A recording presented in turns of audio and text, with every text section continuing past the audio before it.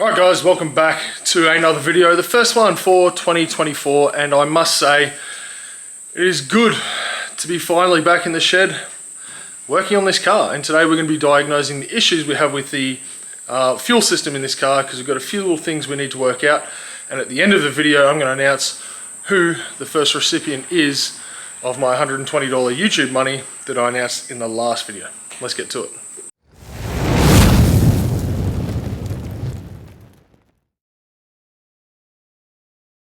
Alright, so what do we need to do to this car for the fuel system? Well, I suffer a lot of fuel surge in this car, particularly through right-hand turns. And before I went out for my first race meet, I realized that I had the wrong fuel strain or fuel sock on the bottom of the pump.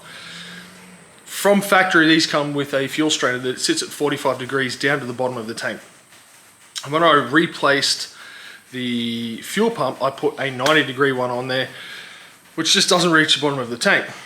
So Ross, our good friend, set us up and got us a 45-degree one. Now put that on.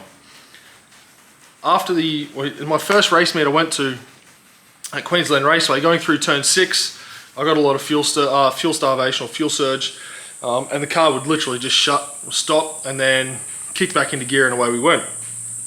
Out at 2 race meets, we went to Morgan Park, same thing.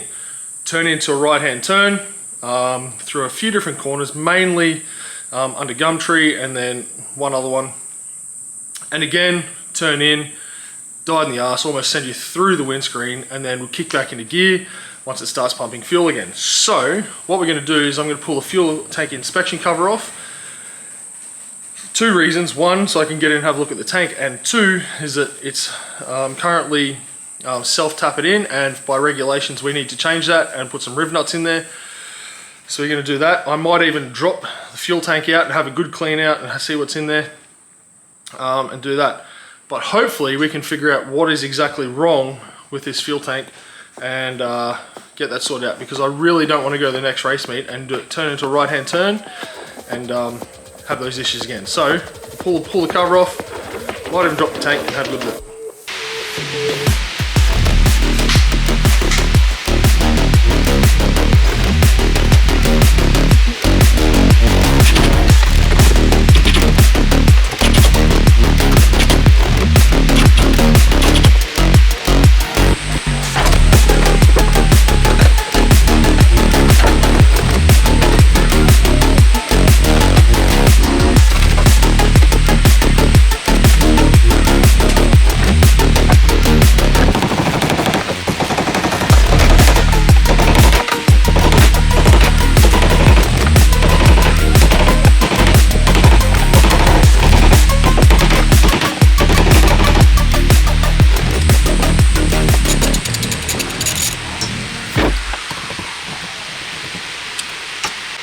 Alright, so I have drained some fuel out of the tank because it was actually almost pretty full, which is surprising.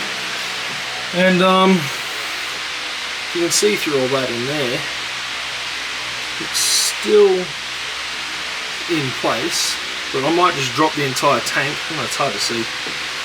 Might drop the entire tank and see what we find. But it is incredibly hot today. I've had to employ the services of old Big Nuts Barry over there. It's blowing its ass off because I'm hot and I'm sweaty, and I guess I'll have to get underneath this car and figure out what's going on. So let's do that. Well, Pepsi Max time.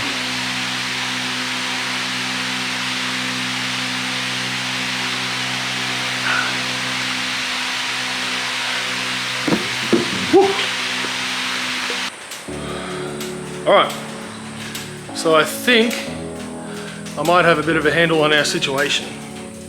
So if we come over here, I'll show you our fuel pump. It's got the 45-degree strainer on it. As you can see, it's all there. It's all intact. Obviously it works because I can go racing, but thinking back to last race meet, I had a bit of stalling coming out of corners. Now, remember this engine is stock. The only thing I've changed on is a timing belt and water pump. Everything else is stock. All sensors, everything is how it came to me a couple of years ago when I bought it, and it was a paddock basher. So I'm thinking the fuel pump, the fuel strainer, everything is fine. My thinking is it could be the sensors on the car. Now, 2 reasons why I think that. After doing a bit of research, if you have a faulty map sensor on your car, it will go into a stalling or rough idle. Now, this thing does have a little bit of a rough idle, and turning through right-hand turns, it does start to stall. And like I said, try and throw you through the windscreen. Now, the other thing that is happening is I noticed last race meeting, it's running really rich. When I give it a rev, it's throwing oil and dirty fuel out the back of the exhaust. So that leads me to believe there's a sensor issue. Now, like I said, every single sensor on this car is how I got it. So, like all this I'm going to change before first round this year. They're just blocking off the vacuum lines, map sensor. That's the original. I'll give that. I'll replace that. Throttle position sensor. I'll replace that. The idle air valve speed control. Now I've got that blocked off, but it's cracked on the back side down there, and I've had to zip tie it all together to keep it together. Now, if that's cracked and there's air somehow getting in there from behind before it's blocked off, that could be creating a bit of a rough idle as well. And O2 sensors underneath. When I put the new exhaust on, I just used the one that came with the car. I didn't put a new O2 sensor on. I reckon that's my problem. I think that could be the issue that we're facing and the problem that we're chasing at the moment with the rough idle. Remembering I did put a new fuel filter on it before I took the car out for the first time because it was leaking. It has got a fuel pressure regulator on there down here. So I may have to try and rebuild that depending on how we go. First goal is that when I get my new engine that is currently being built, should hopefully have that soon. I've got the intake that I got off it was awesome. I got that cleaned up, so it's sitting inside. So I'll put some new sensors on it, and hopefully that may solve a bit of our issue in what we've got going on. And then if that doesn't work, I can then see if I need to rebuild the fuel pressure regulator. Sometimes when you get fuel sitting on top of the fuel pressure regulator and you don't run the car often, they can dry out, and there's a part in there that will actually kind of deform. Hopefully that's not the case.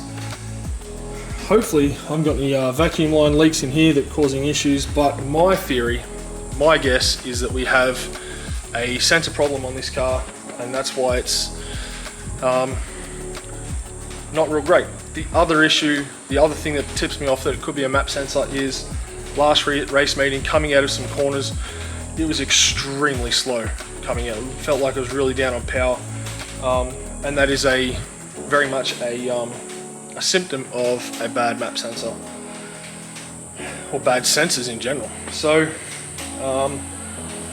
that's what I'm going to go with. So when we get the new engine in, I'm hopefully going to be putting a new exhaust on it, and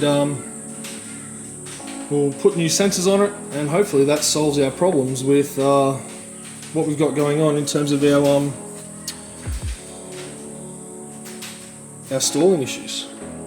Hopefully, fingers crossed, because I don't really want to keep chasing this and have any more issues with this thing in the future. So what we're going to do now is that I've got the fuel tank down here. I just gave it a bit of a clean out, a bit dirty on top, just giving it let it dry, air dry, and we'll give this car a bit of a clean after the last race meet, because I haven't done that,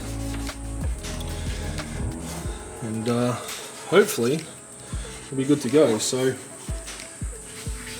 you ever have pulled a fuel tank out of these cars, it can be a pain in the ass. So we'll get this thing back together. When it's all fully dry inside, I'll just let it air dry. Get the pump back in there, get it back underneath the car. There's a pump there. Get it mounted up, put some fuel in it, and see if we can get this thing started and see how we go. The other thing that I have to get done is, I dare say the battery's going dead in this car, and I probably need to put a new battery, but I'm going to put an Anderson plug on a jump starter so I can hook that up if need be and fire the car straight up, and then hopefully don't stall it out on track until we can get a new battery in there, because I want to go fancy and put a lithium battery in there, and they are not cheap, so I can cut down on my weight. But now it's time to give this all a bit of a clean. Might tidy up inside a little bit. Get the silicone off the inspection tank, and then put our riv nuts in. So we may have to wait until tomorrow for that to happen. But yeah, we'll get to that then. All right, we are back. It's been about a week since we were working on the fuel system in this car, and now we've got some parts here we can really make some gains in getting this thing back together. So fuel pump looks to be fine. Fuel tank looks to be alright. I should have some sensors on the way soon, but I'm going to rebuild the injectors today. They have not been touched since I bought this car. So we'll get those rebuilt, we'll test them out, clean them out, and see how we go. But first thing we have to do, fix that out. That's a bit of a shit show, so that's going to be a fun one. Let's get to it. Alright, we got this bench pretty well cleared off. There's a bunch of stuff over here that are actually in the middle of projects R or R4 projects. Some of the stuff I still need to put away, but this side, just a bunch of shit over here, just other things I need to put away, but it's good enough for us to work on at the moment. I always keep my battery charger there for my 12 volt stuff, because I always need it, especially when I need my stuff charged quick. That thing does a really good job of charging your batteries fast. So once I get the car all back together, tools away, I do have a plan for all my storage and how I want to sort that out, because I've got rags, boxes of stuff down here that need to go through, tools, everything like that. And I really just want to tidy it up and keep it in one location, and I do have a plan for that. We just need to sort it out. I've got this toolbox here, miscellaneous tools and stuff that I could probably get rid of, all that stuff, but mainly I'm just using the toolkit that I take to the track on the car, because it's quick, it's easy, it's got everything I need, and this stuff here is just taking up space, so I might look at getting rid of that. On the same hand, it's really good to have just in case you need something and you've got it there. So I'll wait and see. So what we're going to do now is we're going to put the fuel tank up here and put that back together, and then we'll get started on our fuel injectors. Alright, gasket is in. Sometimes just try and find like a blunt flathead screwdriver. If there's an older gasket, you may just have to try and work it in gently, and then it'll just pop in. Now there is I don't know if you can see it, there's a little arrow on that, and there's an arrow on the tank. Match those up, and your fuel pump should be, in theory, in the right position. Now, when I got this car, this plug had been replaced, so I'll just leave that one on there, and we just start. You have to turn back till it falls in the right spot. There we go. Tighten it down.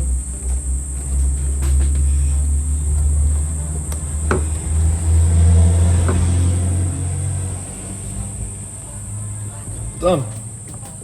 Now that's good to go back in the car, and we can attach all our hoses, things like that. Make sure the hose, the fitting that goes in here has a O-fitting on it. You don't want fuel spilling everywhere. One of the reasons I know for the gasket on the fuel pump when it goes in, it has to sit in there right, is I actually did it one day and I pinched it, I filled the tank up and I'm like, man, this is taking a lot of fuel. And I looked under the car and the thing was just absolutely just pouring out the top because it had come out and filled up around here and was leaking straight over the top over here. So get your gasket right and you'll be good as gold.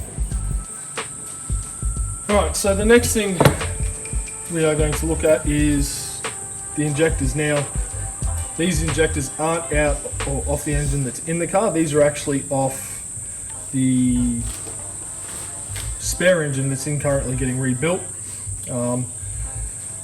So what I'm going to do is I'll rebuild these ones so I can put fresh injectors in the new engine, give them a good clean up, and then when we pull the old engine out, I can pull those injectors out and rebuild those, and then I'll have a second set of injectors on a fuel rail ready to go if needed, because the rebuild kits on these are actually not that expensive at all. They're only about, I think, max 20 bucks for all the parts you need. So once you get your injectors, if you can rebuild them yourself, it's fine. If not, you'll be paying upwards of $100 or more for a new injector. So if you can rebuild it, it's probably a little bit more economical. So now we've got to pull them off this old fuel rail. I do believe this is a plastic fuel rail. It's alright. So you got just some clips here on each one. Best way to do it I've found is get yourself a little Phillips head. Now you want to keep these clips so don't lose them. Just try, I don't know if you can see. Try it on this one just here. This little clip there on the edge. Just pry that off. To the other side. Pry that off without them popping back in.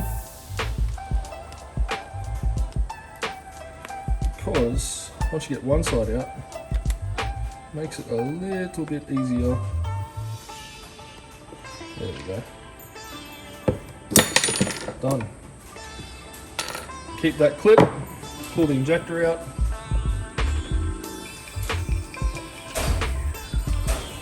Come out. There you go. And what I do is I just, so I don't lose a clip, just put it back on and you don't lose your clips. And you got your injector out. So let's get through and do these other two. Alright, so we have our 4 injectors there. Now, they're all filthy. You can see the grot and the grime around there and then down there. They're all a bit festy. I think this one might be even worse. Focus, look at that. It's all, and that's literally just been pulled out of the fuel rail. So we'll get these cleaned up, but what we need to do is I'm going to test them first. And I've got a fuel injector tester that I can hook up to a 12-volt battery source, and you just run some brake cleaner or some carby cleaner through it and clean out the pintle caps. So that's the pintle cap just there. So on these injectors, they're Bosch injectors. We've got the zoom in or focuses. That's the code there. That's a pintle cap. There's 4 tiny little holes. I don't know if you can see it, if it'll focus. Maybe knocks my hands in the way. Tiny little holes in there that the fuel comes spraying out of. Now, if they get clogged or dirty, the efficiency of the fuel coming out is decreased significantly. So there's 2 parts essentially that'll make these flow really well. One is having a clean pintle cap, and the other is the fuel basket or the strainer on this end. Now they can get clogged as well, which again limits the flow of fuel through the injector. So what we're going to do is we will clean out the pintle caps, and then we'll pull the strainers out and replace all the O-rings, the pintle cap area, clean all that up. We have the kit here with all our new pintle caps, and we have a tool to remove the baskets, because normally people use a screw. I mean, you could if you're a caveman, But for $16 you can get this tool off eBay, which pulls the strainer out. So I'll hook this up to our tool, give it a bit of a spray, and see if we can clean out this pintle cap on all of these and get a nice even spray out of them, and then rebuild these and get them ready for the new engine. Alright, so tested our injectors. We have pulled the O-rings out, pulled the little pintle caps out, the clear little pintle cap, retaining clip. The only thing we haven't done is pull the strainer out to put the new one in, but I've given them a good clean with a bit of brake cleaner. They've actually come up absolutely superb. So now we can use our tool to pull out our strainers and then replace those, and we can start rebuilding them. But I'm so glad I'm actually doing this, because like these little O-rings are actually really hard, bordering on brittle. So I dare say they're probably the same rubbers, same O-rings, everything from factory.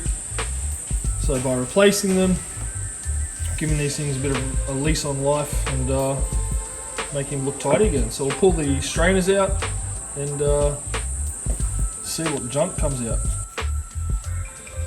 So the pintle caps are out. Oh, it's not the pintle caps, the baskets, the strainers. That is the old one. You can see it's pretty rusty and filthy in there, and this is the new one we're going to be putting in. It's nice and clean. So now we just have to put them in injectors and hope it goes to plan. So we have to actually tap these in with a bit of a hammer, tap them into the top of the injector up here. Hopefully it'll all go well.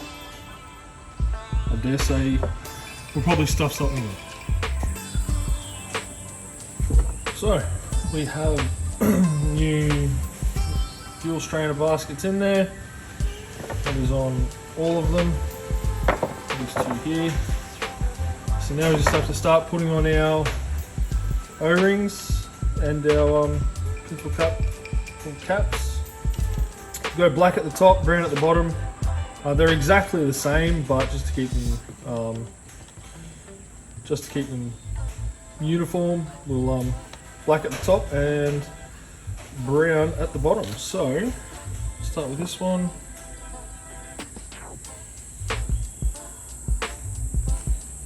Straight over like so.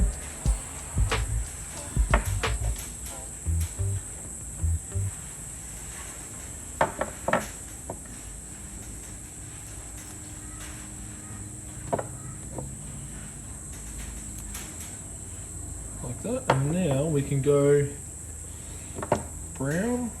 Now these ones have to go just down in there. You don't want to put them in there.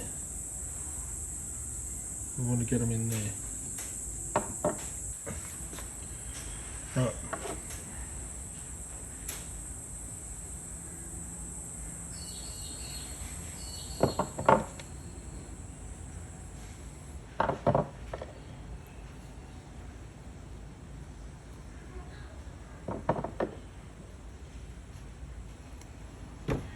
Now you just have to put our caps on, which sit in that little groove just in there.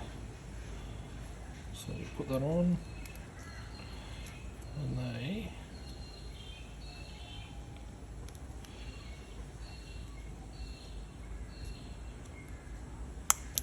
clip in, like so. That's one injector done.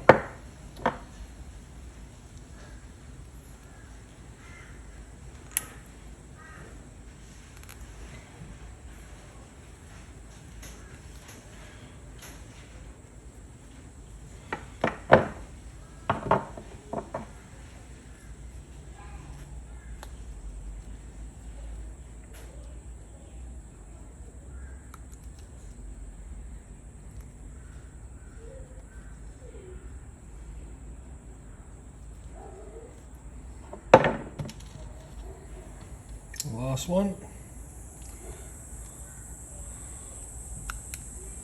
Done. you know, you have 3 rebuilt fuel injectors that we can put into our fuel rail, which is right. Sure. And they'll sit in there. So we can get those in now and get it all buttoned away. Now I've oiled up the O-rings on all these. Help them go in. Just a bit of engine oil I use in the car, and all we're going to do is just pop these in, and then we do up the clips on them.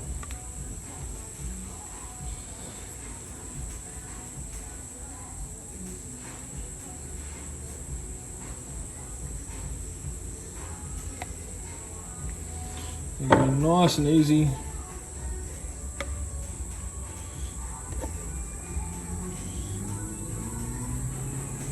Like so. Now we just have to put the clips on them, and we have a full set of rebuilt injectors on our fuel rail. So I might give these, got these clips here, I'll give those a bit of a clean and stick them back on the car.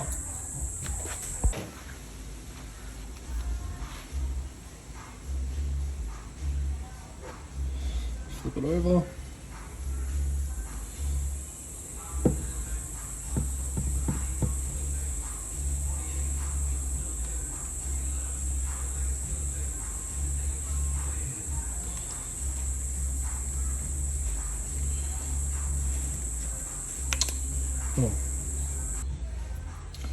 So the injectors have a little bit of a groove at the base of it that this clip slides into, so I don't know if you can see it just in there.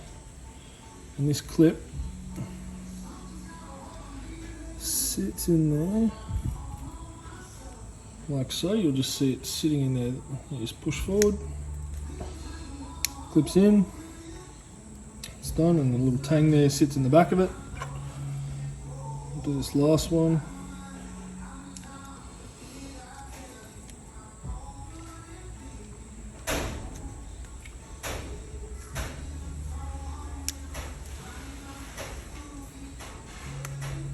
Done. So there you're in. So it's our new rebuilt set of injectors is ready to go back in. In fact, I might actually go get the inlet manifold that this will be going on, and I can put these in so they're not sitting there getting filthy. So I might go do that now. Alright, there we have it. So that's our new intake that has been very nicely cleaned. Injectors in. I just went and got some new bolts. It's actually pretty cool. I went down just to local Bunnings and they had a nut and bolt kit there for 20 bucks. They had a whole bunch of M8 and M6 bolts, which will serve this purpose and rebuilding this engine really, really well. So that's firmly in there now. I've just got this taped off and covered off because I don't want any crap getting in here. Now, if you've seen this shed, you get a bunch of like little leaves and stuff from the tree above it come in. So just by covering it off, we can keep out all the stuff that goes in there. Obviously your sensors go here, and then you got your throttle body right there that goes on the end, which I'm currently trying to fix for this engine. So at the moment, that's really all we can do until we get the engine. We can throw it on the engine. But that is awesome. I'm so stoked we could rebuild all these injectors nice and easily, and that's all taken care of now. So until we get some, I need to put a new map sensor on it. Idle air goes there. I wish I could find a new one because the one I've got's cracked, but we might have to use the one we've got.